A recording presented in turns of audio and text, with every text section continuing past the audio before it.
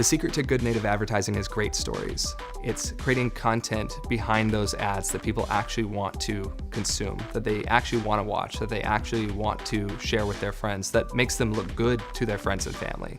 It's the kind of thing that you would engage with, you would read or watch or talk about if it wasn't an advertisement. I think that's the beauty of native advertising, is it forces advertisers to be the thing that people already want rather than be the thing that's distracting you from what people already want.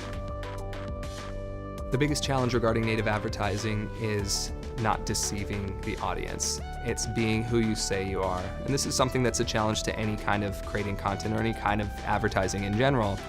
If people feel betrayed, they're not going to trust you and they're not going to trust the rest of the industry. I think that's a big challenge that this industry has.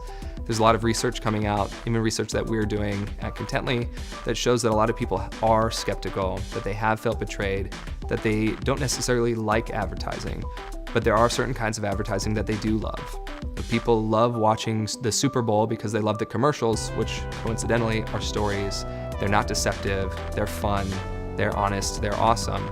This is the kind of thing that that native advertisers need to be aware of, that as soon as you produce something that makes someone feel like they're not getting what they thought they were getting, then you're in trouble.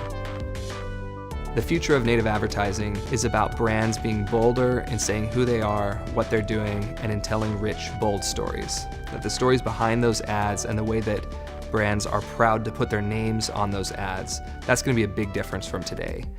A brand doesn't get credit for the work it's doing, doesn't get credit for the good stories or for the good ads if it's not proud to put its name loud and clear on it. And I think we're going to see a lot more of that because brands are going to produce content that does rival traditional content, traditional media, and it's going to make sense for them to do that. And so that's going to be a big part of the future. I think part of that too is going to be higher production value, brands getting more into producing series, producing the kind of content that you would watch for hours at a time.